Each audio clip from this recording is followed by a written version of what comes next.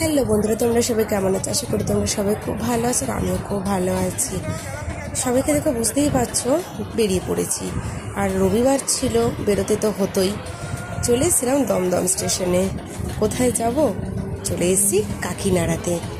অনেক দিন ধরে ইচ্ছে ছিল এখানে আসার, তাই আর সময়ের অপেক্ষা না করে সুযোগ পেয়েছি, চলে এসেছি। তোমরা দেখতেই পাচ্ছ ভীষণ অন্ধকার রাস্তাঘাট। টোটোতে উঠে পড়েছি আমরা 5 জনেই। কোথায় আসছি? কাকিনাড়াতে একটি ভীষণ জাগ্রত হনুমানজির মন্দির আছে, মাদ্রাল হনুমান মন্দির। ভীষণ ভীষণ ভীষণ জাগ্রত। আর তোমরা সবাই জানো আমি ভীষণভাবে হনুমানজির ভক্ত। তো এই জায়গাটার এত প্রসিদ্ধ, এই জায়গাটার নাম শুনে আমি আর অপেক্ষা করতে না পেরে চলে আসলাম, বাড়ির সবাইকে নিয়ে চলে এসেছি। ভীষণ বড় জায়গা। কাকিনাড়াতে নেমে স্টেশন থেকে উঠে যে সিঁড়ি থাকে, সিঁড়ি থেকে উঠে ওখান থেকে গেট আছে, সে গেট দিয়ে বেরোলে যে কোনো টোটো তোমাদেরকে নিয়ে যাবে 20 টাকা করে প্রতিজন ভাড়া। তো আমরা পৌঁছে গেছি মন্দিরে। প্রথমে চলে গেছিলাম আমরা রামসিয়ার মন্দিরে। একটু সিঁড়ি দিয়ে তোমাদের উঠতে হবে। সিঁড়ি দিয়ে উঠেই যে এত বড় জায়গাটা নিয়ে হচ্ছে রামসিয়ার মন্দিরে, সেখানে কিন্তু অবশ্যই রাধাকৃষ্ণের বিগ্রহ রয়েছে। তো চলো তোমরা ঠাকুরের দর্শন করে নাও, আর অবশ্যই জয় সিয়ারাম বলে একটু ঠাকুরকে ডেকেও নাও। আর এই হলো রাধা মাধব। কি সুন্দর বিগ্রহ, তোমরা দেখেছো? আর এত বড় জায়গা নিয়ে দেখতে কিন্তু ভীষণই ভালো লাগছিল।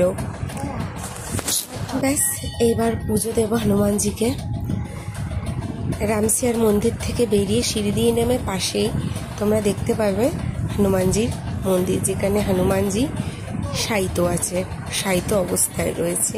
তোমাদের সাথে একটু বিগ্রহটা আমি শেয়ার করে নিলাম, তোমরা হনুমানজিকে দেখে নাও।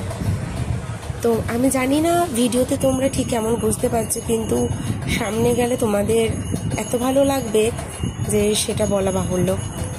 পাশে একটু সিঁড়ি আছে, যে সিঁড়ি দিয়ে আমরা নেমে গেছিলাম।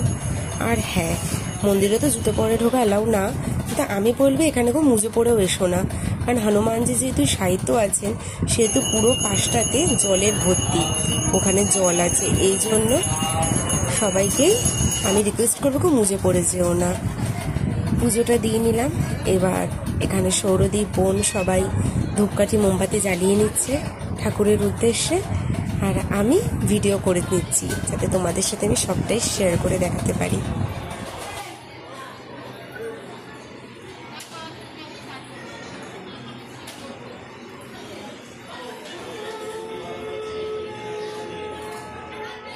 ব্যাস।